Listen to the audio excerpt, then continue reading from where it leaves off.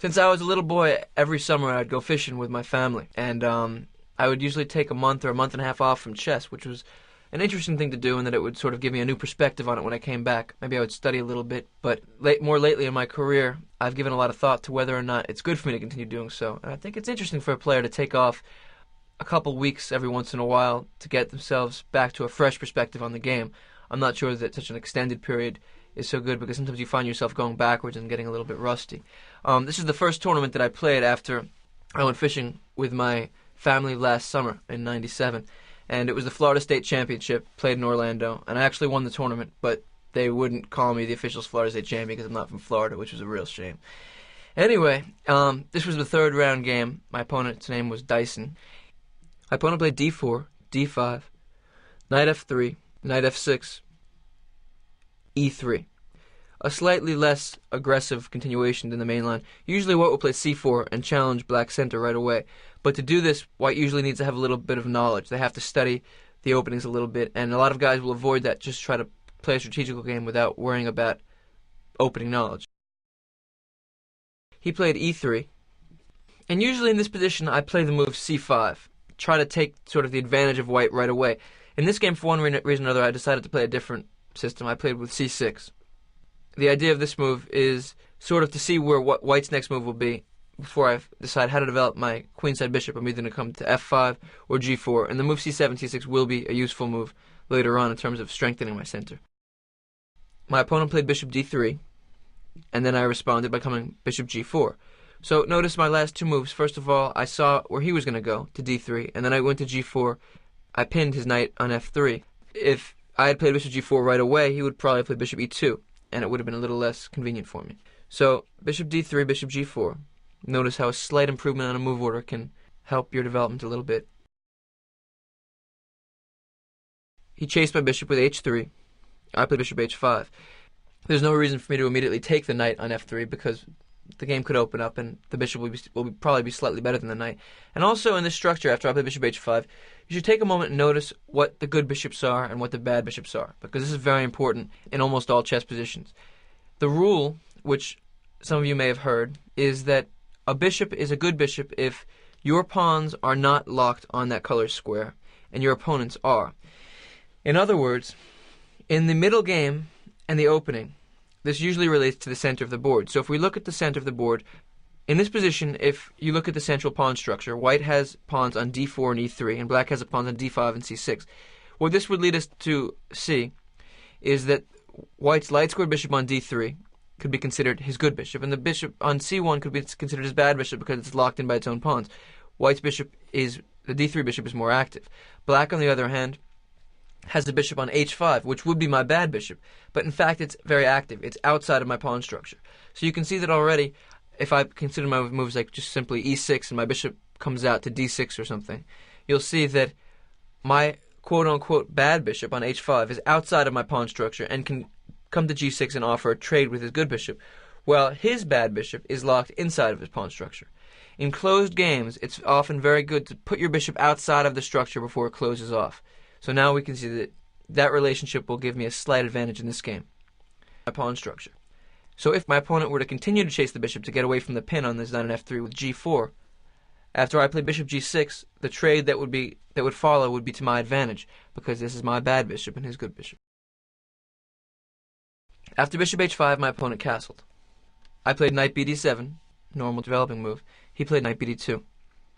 One little thing to note about the position is that my opponent has already committed his king to the king side, and I have not yet decided where my king is going to go. Maybe the center of the board will explode. Maybe I'm going to try to castle king side also. Maybe I'm going to go queen side and attack him on the king side. So his king is already fixed to one location while my king has more flexibility. And since the center isn't opening up so quickly, there's not so much danger. And an open center, you want to castle your king to a safe position relatively quickly. When the game is closed, a lot of the time, you can maintain flexibility and decide a little bit later.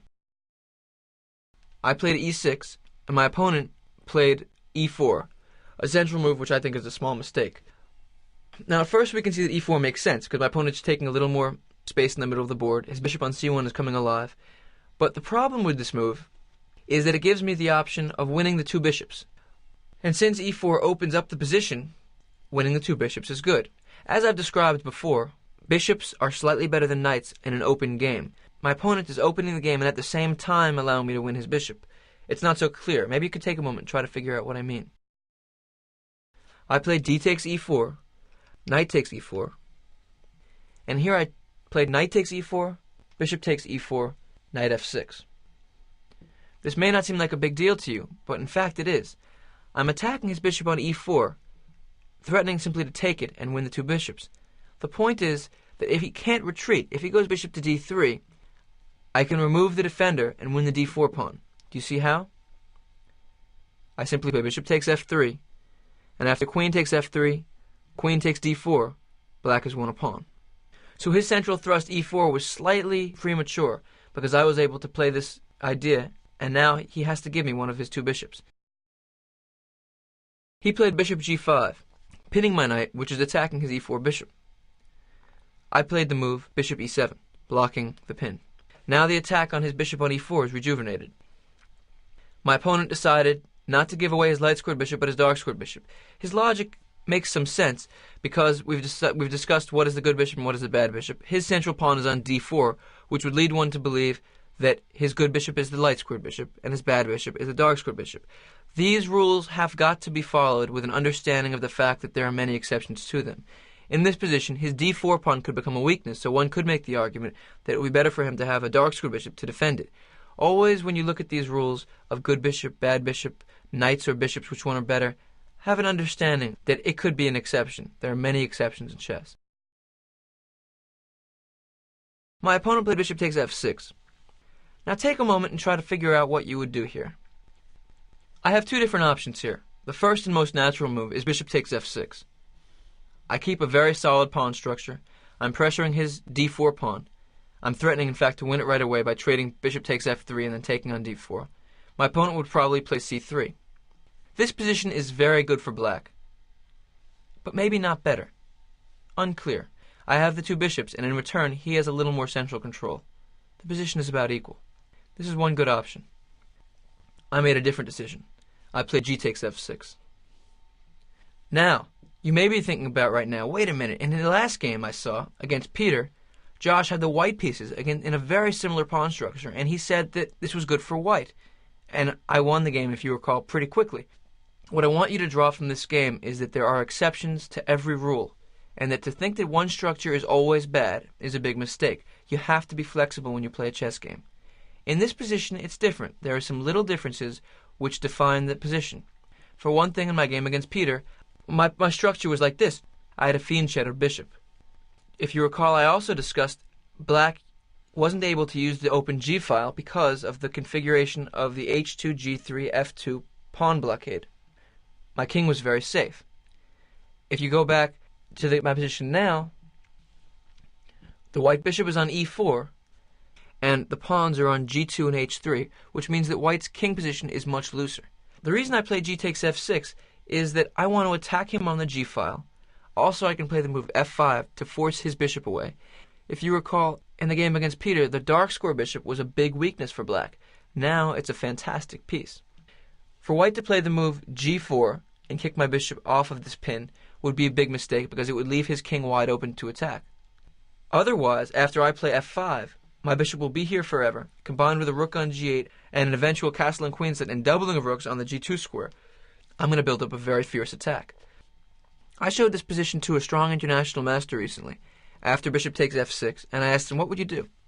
His response, after thinking for a few minutes, was, I'd play bishop takes F6 here. I said, I think that G takes F6 is the correct move. The immediate response is to play the most natural decision, but here, I take advantage of the little nuances in white's position to begin a big attack. My opponent played C3, strengthening his center. Watch how I began to attack now. My first move was queen d6. My plan is to castle queenside and line up on the G file. Also, moves like queen f4 are threatened now. If you think about a three-move combination for black, if I got in queen f4, bishop d6, and bishop takes f3, queen h2 would be checkmate coming. My opponent has to worry about a lot of things. Also, we talked about the fact that it's much easier to attack a position that has a weakness.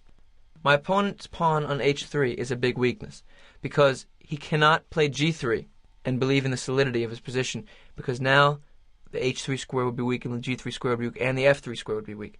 It's very hard for him to defend his kingside. After queen d6, my opponent played rook e1. I castled.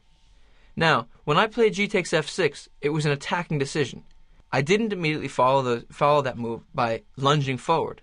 I'm simply improving my position. I see that white can't do so much, and I'm coming at him. Rook e1, I castled. Patience. The attack is about to begin. b4. Now, when you see this move, you probably are thinking back to the Peter game. This looks surprisingly similar to that position. And when I was white, I undermined the black castle queenside position with the idea of b4 and b5. What's different in this position is that black has much more time. The timing is completely different. Black's attack is coming faster. So, what I want you to think about, looking at how my attack progressed in this game, is that when evaluating a pawn structure, you must not look at the pawns and think that defines everything. You have to notice every little nuance of a position. Here, the open G file on white's weakened king position is more important than my slight pawn weaknesses and the fact that white is coming with b4 and b5. I played rook hg8, the beginning of my storm in the G file. And here my opponent started to feel a lot of danger. First of all, you should notice that if he plays g4, he would not be succeeding at all in closing off the G file. I would play f5. He can't take my bishop on h5 because of the pin on the G file. This, by the way, would have held true the move before. If he had played g4, I could have then played rook g8. He can't take on h5 because of the pin, and I'm going to open up the G file. White has to be very careful before pushing pawns in front of his king now. After rook g8, my opponent saw my threats of rook g7 and rook g8. Also saw the fact that I was thinking about playing queen to f4 with the idea of bishop d6. He was very concerned with his position. He played king f1. Already he's running. Now the idea of this move is, for one thing, he wants to unpin his g2 pawn, which means maybe he wants to play the move g4. It's very important to notice the little subtleties of each position. The most logical way for me to continue my attack is to play rook g7. My opponent's last move, king f1, was a very good defensive move, which had some spice to it. If I play rook g7, my most natural build-up, his idea was to play g4. Now the g-pawn is no longer pinned. My bishop is attacked, has to go back to g6. And after he takes on g6, if I take with my h-pawn, my rook on g7 looks ridiculous. And if I take with the rook, I've lost some time in my attack. It's not doing anything yet. Rook g7 would be imprecise. First, I played f5. A slight improvement in my position that doesn't allow his defensive idea. Bishop d3. What did I do now? Rook g7. The logical build-up of the attack. Queen a4. What would you do now? Of course, when our opponent makes a move, we have to think, what was his threat? He has many ideas with this position. First of all, if you recall from the game against Peter, the bishop that sat on h5 was very effective when it was pinning the knight on f3. But once the queen moved, the knight could move. Now what I mean by that is that after queen a4, my opponent is considering a move like knight e5, leaving the bishop on h5, doing nothing, trying to block my queen on d6 out of the game, and to begin a quick queenside attack. So while the first inclination after a move like queen a4 would be to defend the a7 pawn, a move like a6 or king b8, we have to be careful. His next move may be knight e5. My bishop on h5 is a very effective piece, but if left there a little too long, could lose its power. In positions of opposite side castling, a lot of the time the game comes to one side attacking and the other side counterattacking. As opposed to attack and defense, sometimes it's a kind of race, one side at the other side. To win this race effectively, a lot of the time you're going to have to make a very specific decision. You're going to have to calculate confidently. Also, when your opponent attacks you, there are two principal ways of responding. One is defense, and another is counterattack. My opponent's idea with queen a4 challenged me. Will I defend my a7 pawn, or will I run at him, seeing that I can go faster? My first move is bishop takes f3, not allowing his knight to leave the square. I should note that if he takes on a7, it wouldn't mean anything. After bishop takes g2 check, I'm attacking him, and I'm up a piece. He took back, g takes f3. Now we can feel that white's king is looking very loose. What would you do now? A certain kind of position has come upon the board. Bishops of opposite color. My bishop on e7 is a dark square bishop, and his bishop on d3 a light square bishop. Bishops of opposite color positions are very unique. In the middle game, one of the first rules in these types of positions is that attack, initiative, is the most important thing. Because the bishops can never meet, they do separate tasks, it tends to create a situation in which there's a race. So often, pawns don't matter so much. And in bishop opposite color position, a lot of the time, one player will sacrifice a pawn or two or even three to open up your opponent's king to begin an attack.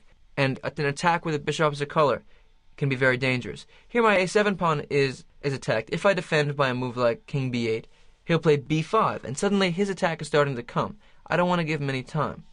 I left the pawn on a7 and attacked, queen h2. My opponent played queen takes a7. What is my idea? Did you think my idea was here to play queen takes h3 check? Remember, pawns are not so important. The key weakness in his game is not that square. After queen takes h3 check, king e2, his king is surprisingly safe in the center. Now moves like queen a8 check are coming. My king is a little bit under attack. Things can go the wrong way. Think about the reality that in this position we have bishops of opposite color. Notice a weak square in his game. Take a moment, hit pause. What do you think I played? One square in his position which I can attack more than he can defend is the f2 square. His bishop can have nothing to do with it. I played rook g2. It was this move that I saw when I played bishop takes f3. Of course, I analyzed all of his checks. If queen a8 check, I would easily play king c7, attacking his queen. After queen a5 check, king d7, he has no more effective checks. Now he has to deal with the f2 square. His only way to defend it is rook e2, which has a big downside of taking away that square from the king to escape. Black has three mates in one.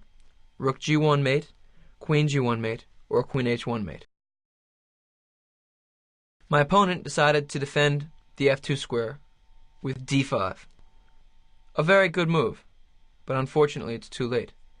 If I quickly check him with queen g1 check or rook g1 check, he comes up to the e2 square and his king is pretty safe. Remember, f2 is the focal point in my attack. What did I do? Do you remember we've been talking about bishops of opposite color? The f2 square? Does he have enough checks? Calculate. What did I play? Bishop h4. I'm leaving my king defend for himself because I've calculated that white doesn't have enough checks. Let's take a look. Queen a8 check? No problem. King c7. If my opponent were to play d6 check now, I would simply take with the rook, and he's out of checks. His only move is queen a5 check. And here I have a number of ways to get out of everything. The most effective is probably simply b6, blocking. After queen a7 check, I could play king d6. He has no more good checks. f2 is hanging. He's going to get mated.